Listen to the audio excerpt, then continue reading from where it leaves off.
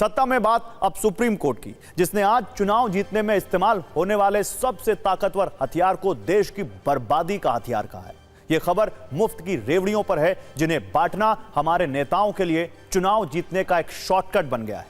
दरअसल supreme court आज शहरी इलाकों में बेघर लोगों को आसरा दिए जाने की याचिका पर सुनवाई कर रही थी। इसी याचिका की सुनवाई के दौरान सुप्रीम कोर्ट ने चुनाव के वक्त की जाने वाली मुफ्त की योजनाओं की घोषणाओं को गलत ठहराया। कोर्ट ने कहा कि लोग काम करना नहीं चाहते क्योंकि उन्हें मुफ्त राशन दिया जा रहा है, बिना कुछ किए उन्हें पैसे दिए जा रहे हैं।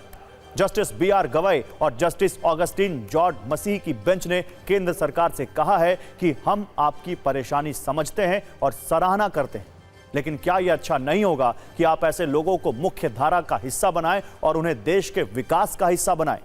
इतना ही नहीं, कोर्ट ने केंद्र से पूछा कि कितने समय में शहरी गरीबी उन्मूलन मिशन पूरा होगा।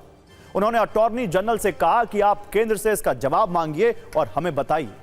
इस पर अटॉर्नी जनरल आर वेंकट रमणी ने केंद्र सरकार से कहा कि केंद्र जल्द इस मिशन को पूरा करेगा। इसमें शहरी बेघरों के लिए घर की व्यवस्था और कई दूसरे मसले शामिल हैं। ऐसा नहीं है कि मुफ्त की रेवड़ियों पर सुप्रीम कोर्ट ने पहली बार इस तरह की बात कही है। इससे पहले सुप्रीम कोर्ट ने 9 दिसंबर 2024 को केंद्र सरकार के मुफ्त राशन बांटने पर सख्त टिप्पणी की थी।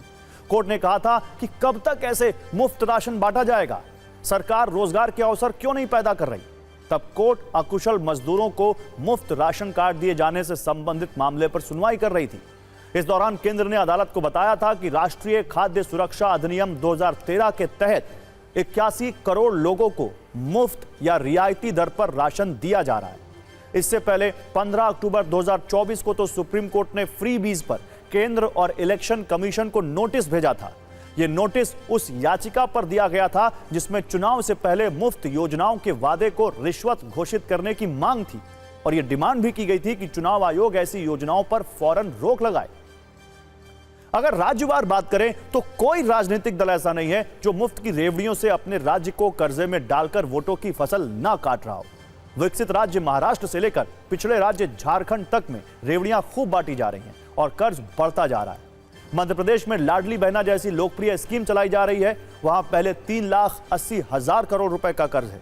महाराष्ट्र में ऐसी ही लाडली बहन योजना है जिस पर 7,80,000 करोड़ का कर्ज है। कर्नाटक में मुफ्त की गारंटी वाली 5 योजनाएं चल रही हैं, वहां 6,65,000 करोड़ रुपए का कर्ज है। पंजाब में मुफ्त बिजली और बस यात्रा की स्कीम है, यहां 3,74,000 करोड़ रुपए का कर्ज है। हरियाणा में लाडो लक्ष्मी योजना चल रही है, 3,17,000 करोड़ रुपए यहां कर्ज है। झारखंड जैसे राज्य में महतारी योजना चल रही है, जहां राज्य पर कर्ज 1,09,000 करोड़ का है। दरअसल भारत में पिछले कुछ वर्षों से फ्री चीजें देकर चुनाव जीतने की कला काफी विकसित हो गई है। कई राजनीतिक दल तो सिर्फ इसी कला से सत्ता का लाभ ले रहे हैं और ये बातें सुप्रीम कोर्ट की नजर में हैं। इसलिए समय समय पर सुप्रीम कोर्ट सरकार पर सख्त टिप्पणी करता रहता है। केंद्र सरकार भी मुफ्त की रेवड़ियों को बढ़ावा देने के पक्ष में नहीं है, लेकिन कल्याणकारी योजना और मुफ्त की रेवड़ियों में कोई परिभाषित अंतर नहीं होने के कारण राजनीतिक दल इसका लाभ स्वादानुसार और चुनावानुसार लेते हैं।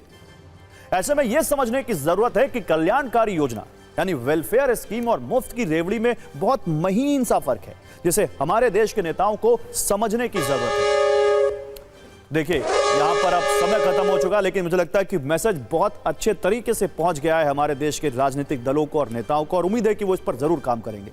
सत्ता के सभी न्यूज मित्रों से हमारी अपील है कि कल 7 बजे जब मुलाकात होगी उससे पहले आज जो आपने देखी है उनकी रील्स को ज्यादा से ज्यादा जरूर शेयर करें। नमस्कार।